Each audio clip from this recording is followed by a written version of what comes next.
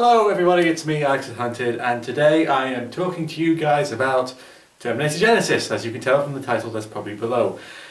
Terminator Geniseye again stars Arnold Schwarzenegger as Terminator and a bunch of other people, especially that girl from Game of Thrones, and all in honesty, I'm reviewing this a day after I've seen it, and I shouldn't be saying this about a Terminator film, but I think it's incredibly forgettable. It's not the worst Terminator movie ever made. No, I mean, I think the worst Terminator movie ever made is Terminator 3. But there's a lot about this movie which is wrong. I mean, what they did with this was try to make we're going to make this is sort of like a soft reboot. So all those other films still happened, but this is like a soft reboot. So we're changing up the timeline, and they've already made it incredibly confusing already. But you know, I'm not going to just talk about being on a negative saying this movie sucks. So let's talk about the first stuff.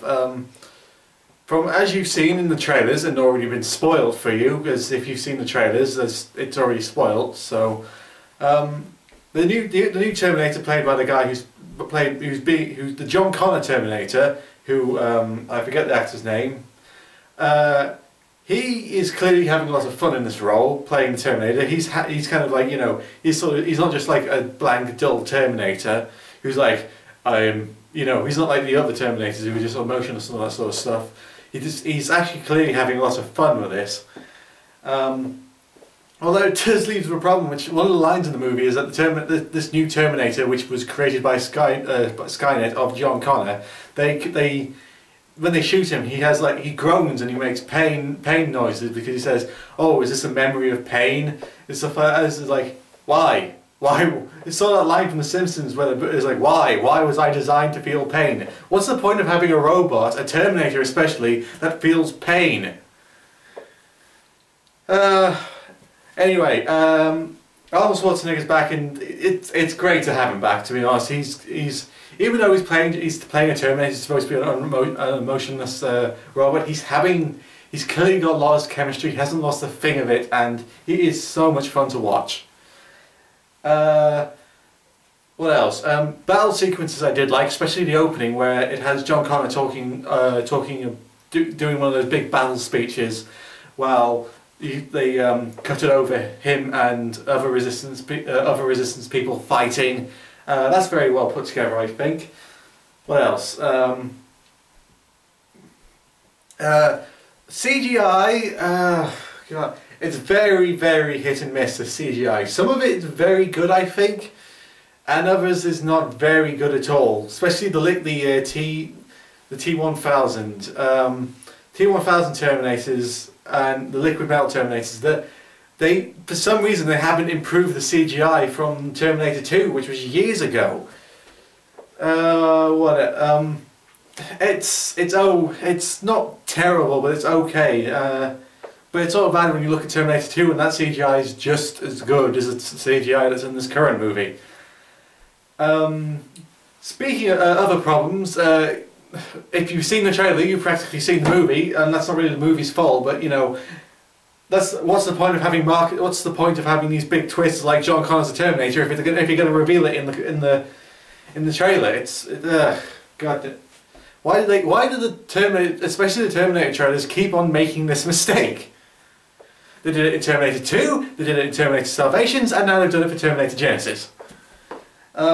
Matt Smith actually plays a role in this movie, and he's hardly in any trailers, he's in it for about 5 minutes, and I don't know, Matt Smith really needs to get a better agent, because he's getting he needs better movies than the ones he's getting, or he's going to drop off the radar pretty quickly.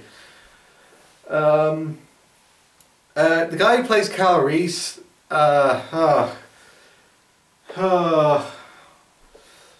he's not very good. His entire role in the movie is to go, what, this is not like the timeline it's supposed to be? What? No, this is wrong. What? How could this be happening? This is wrong. What's going on? This is all wrong.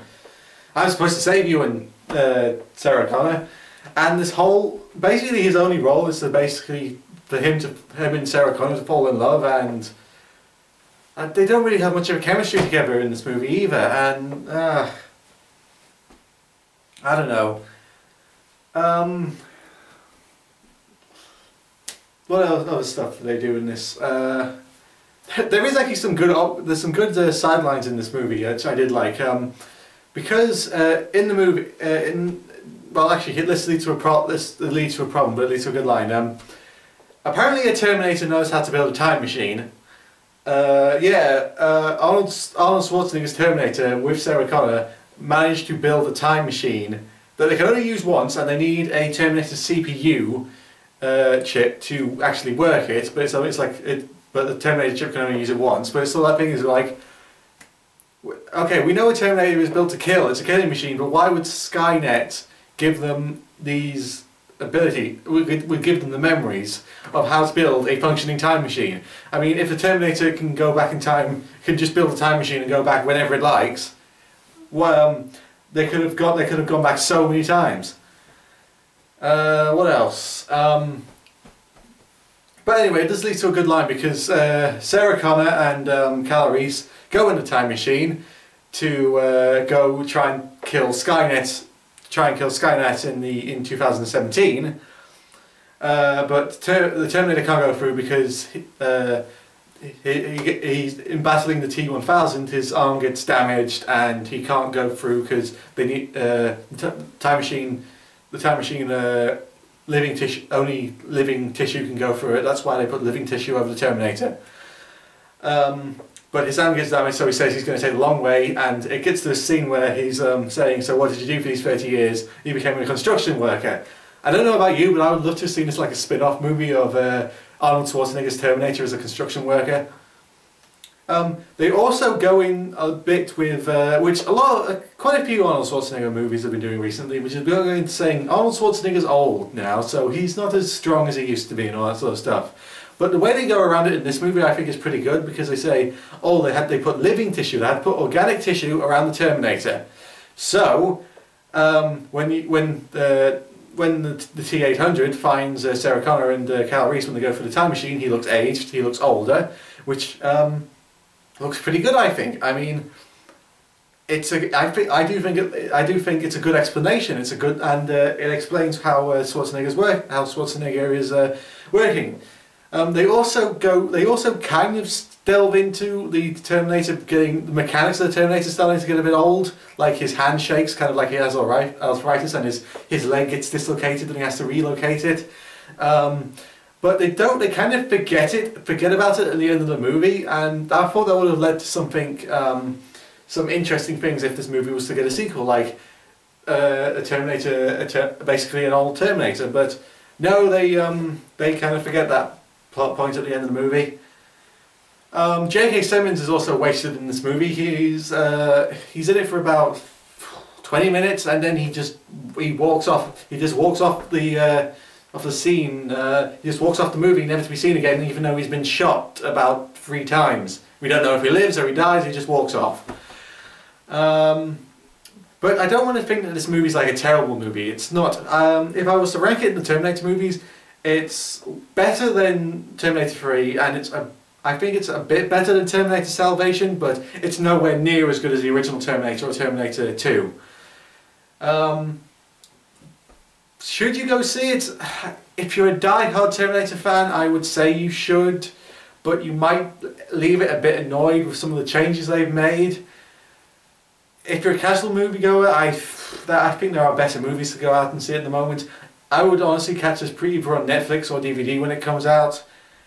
It's not a bad movie. I don't want to make people think this is a bad movie. It's just not. It could have been better. I mean, after waiting this long for a good Terminator movie, we're kind of still waiting for that amazing Terminator movie. So, if you've seen Terminator Salvation, tell me and write below in the comments. And of course, don't forget to like, subscribe, and all that sort of stuff. And I'm Alex the Hunter, and I will see you guys next time. Goodbye.